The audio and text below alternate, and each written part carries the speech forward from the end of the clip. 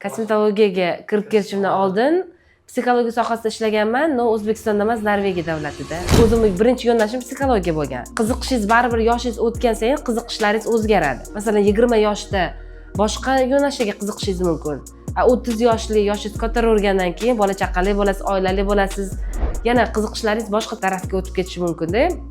Menda ham shunaqa bo'lgan. O'sha qiziqishim meni o'sha kosmetologiyaga kirib ketishimga, ikkinchi mutaxassisligimni tanlashimga sababchi bo'lgan. Ishlashga ruxsat bo'lmagan, o'zim sohamda ishlayman desam, ishlashga ruxsat bo'lmagan, uyda o'tirasan degan turmush o'rtog'im. Uyda o'tirganman, o'shanda o'zimni qidirishga boshlaganman boshqa kasbda. O'zimni qiziqishim bo'yicha, nimani yoqtiraman deb o'zim ko'p sohalarda qidirganman.